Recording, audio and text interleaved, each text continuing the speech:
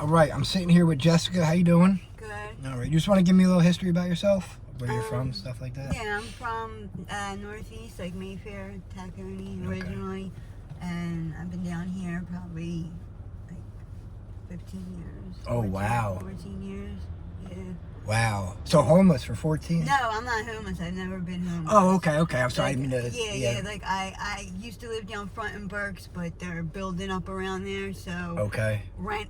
My landlord wanted to triple. Oh, the gentrification's Yeah. So wow. I had to leave, and now I live up by like Broad and Allegheny. Oh, okay. Yeah, I was homeless before for 2 days, and then I went, and it was snowing, and I went into rehab. Like I couldn't do it. Couldn't take it, huh? No, it was so cold. Like that's like my one fear is becoming homeless. Yeah. And like it's on the verge of that now. So yeah. Is it a like a rent place you got to rent, like pay rent, or is it like a path? Oh, okay. No, you got to pay rent, and I've been with my boyfriend for like 13 years, and the past like 2 years he's just like turning to like abusive, and Oh, yeah. the first I don't know what it was. I think it's because he hit 50. I swear, like he had a midlife crisis. Oh, man. And like I'm trying to get out of there, but the only way I can go out of there is if I go either on the street or rehab. Yeah. My family don't talk to me, so. Okay. Now, what was I just gonna ask? Have you tried rehab at all recently, or not? Like in? Yeah, I tried rehab, but it was like court stipulated. Okay. I really didn't want to. So you weren't ready for it. Okay. I really wasn't ready. And then I was on methadone, and all I was doing was just smoking crack. Right. So what's your drug of choice, would you say? It's heroin, fentanyl, crack, and Xanax. Okay.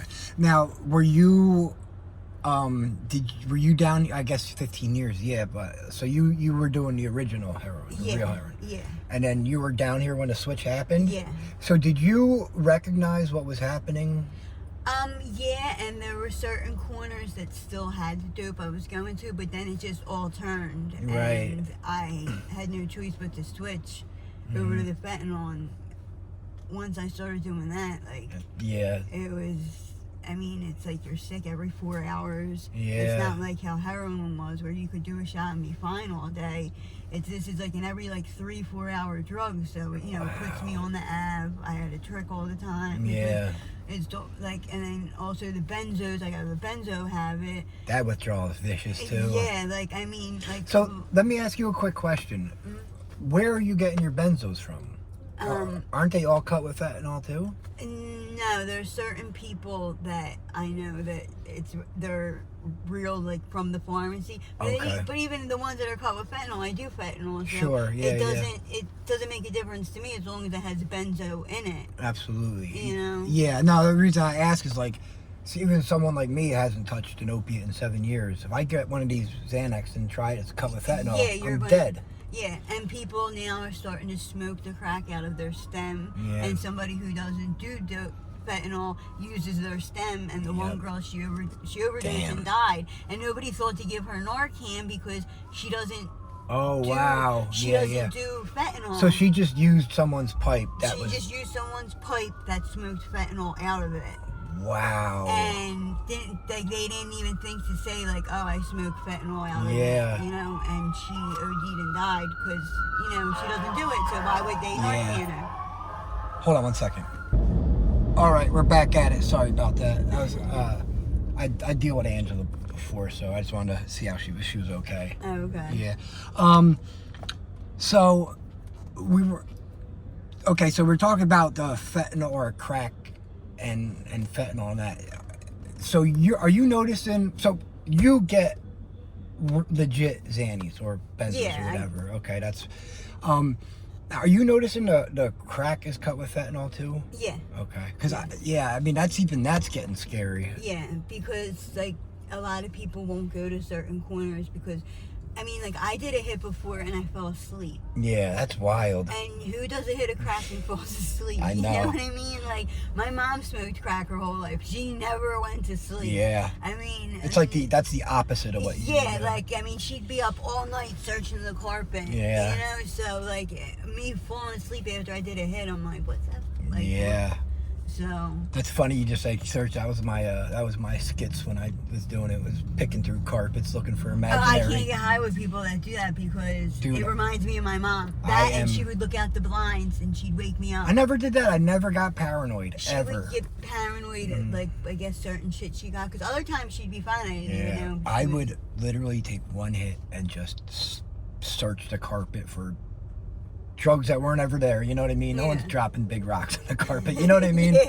I'd spend hours of my life, just doing that. So even now, I haven't smoked in 7 years. I had a little skits where I would pick my beard. Yeah. I still do it, and I'm sober 7 years. It's like, it's weird. But I started that all geeked out on crack. Yeah, I used to do that. I used to, like, pick my face real bad, and I stopped. I actually stopped smoking crack for a while because of it. Yeah. But now, like, it doesn't even get me like that, so it's going something. Yeah. You know? Yeah. Well, so even that girl Tori that introduced you to me, she did a hit near me the other day, and it doesn't even smell like No. crack's supposed to smell. Yeah, like. she just did a hit, like, and you can't even tell. She just did a hit right before she got in the car. Like, you can't tell. You can't tell. It's not like some people get like that, but they put like 20 pieces in there. And I'm like, that's just a waste. Man. Yeah. Now, what's your thoughts on the trank? Do you enjoy the high from it? No. No. I don't. That's like the only drug I've never really tried. I don't. And I I'm mean, not going to, so I want to ask you guys. It just puts you to sleep, and then you also go through withdrawal from that. Yeah. How bad's the withdrawal symptoms on that? They're just as bad because Wow. like Just as bad as the physical opiate withdrawals. Yeah. Wow. Like I got a gram of actual real dope a few months back. Like it was dope from brown dope. You know? Yeah. And I bought a gram of it for Did it $30. even get you well? No. Wow. I did the whole gram in a day. And you knew it was real? I knew it was real. I was excited. Yeah, because I was yeah. like, oh wow, real dope, you know, like, and it didn't do anything, and I was like, I feel like a piece of shit now that I like got excited about it, and and then it didn't even do anything. I'm like, well, that's now, can you even find real dope in Philly if you tried? What do you?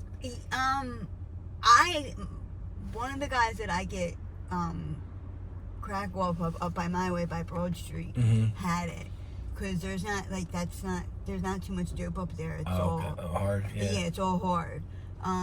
So he just happened to get it from somebody and brought it to me, but he doesn't, like, they don't know about fentanyl and they just know it's dope, and Jess does dope, so let's go to Jess's house. Yeah. Wow. Yeah, I was just in Baltimore about 2 weeks ago. I did some interviews down there. Okay. And the trank stores are just starting to show up on people down there now. It's just... Yeah, I have them. Do you have? I was gonna ask. That was the next one. How bad are your sores? Are they really bad? Yeah, I mean, like this one's can I put it on the camera? Yeah, this one's covering up my hands.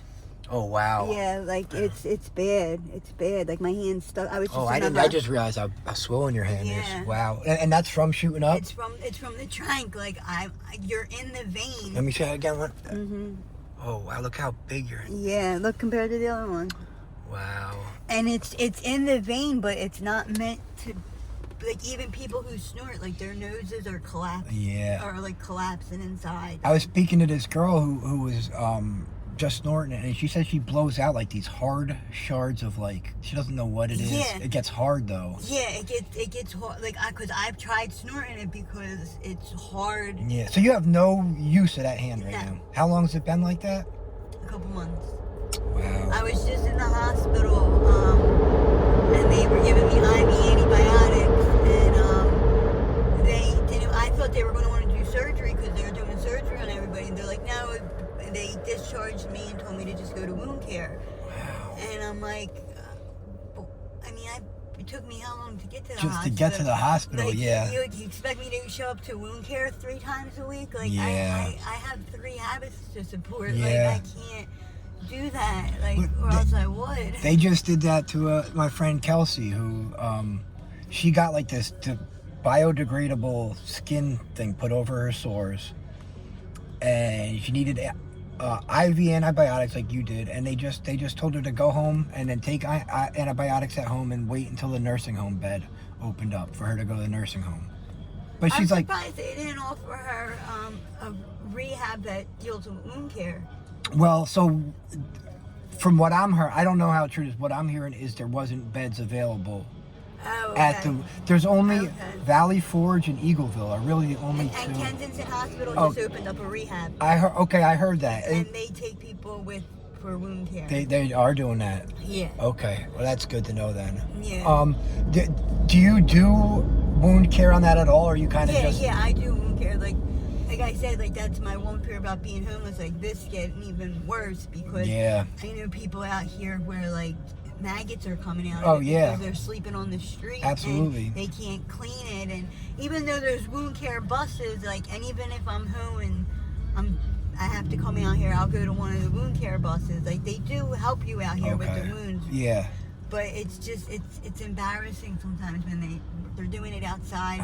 Everybody's walking by and we're like, oh, that's disgusting. Oh, so they'll sit you on the chair right out. Yeah, oh, like some of them sit you right outside on the chair, and then like I lift it up and everyone's like, oh my, like people they'll even tell other people like, oh, look at them. Wow. Yeah.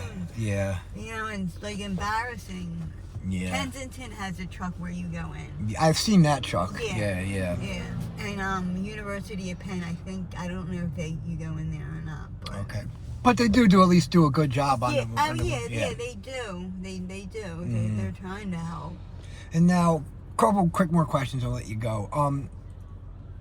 So do you have a desire to get? You said you do have a kind of desire to get off the streets, or at least into a program. Yeah. I mean, I'm out here. I'm twerking. Like this. I feel like my mother. Like, and I don't want to. Well, you said that was the same. She did the same thing, right? Yeah. Well, her thing was crack. Right. But she went into rehab and came out with a heroin habit, and then. It's wild. Sometimes rehab can be like, you could just go meet the worst people in the world there. She met a guy on methadone, and she came out with a heroin habit, and then she got me doing it. Yeah. So, like, that's how my whole heroin habit started, was with her. Okay. So, I'm like, how do you go into rehab and you come out with a totally different... You did crack well, my whole life. I picked up my benzo habit leaving rehab with a girl. And she was a Zanny monster. And she liked to smoke rocks and all that. So that was my twist. But yeah, she was a Zanny monster, and she eat them. They're awesome. I'm like, all right, yeah. And yeah, that withdrawal can be hell. Yeah. Benzo withdrawal. Even like when I have dope, if I don't have the Xannies, I have to have both. Yeah. Because if not, like the crack, I can go without. Sure. It's fine. Yeah. If I don't have money for that, but the benzos and the fentanyl, if I don't have that, like, I mean, it's like undescribable. Yeah. Well, that benzo withdrawal, I think that was worse than the heroin withdrawal for me. Yeah. I was seizing out, and I bit my tongue. I had to get stitches on my tongue from it. I was a hard withdrawal. Yeah, I had a seizure too, and I split and it was a grand mal seizure or something. Yeah. And when I had the seizure, I smacked my head on the curb and a pool of my blood. I had to go to the hospital. I had a knot like that. Damn. And the only thing that was going through my mind then was, oh my God, how am I going to catch states with this big, huge golf, with this big, huge football on my head? Yeah. There was a pool of blood going down the street. And that was like my only thought. Like, wow. Yeah, just about you not being able to do dates and get your money right. Yeah, and get my money. Like, that's the only thing. Like, I'm crying about that. And the doctor's like, are you in pain? I'm like, no, I'm not going to be able to make It's money. crazy how drugs make us. Yeah, and people are like, oh, you don't feel like a scumbag saying that? I'm like, but it's the truth, though. It's the truth. Yeah. It's how it makes us.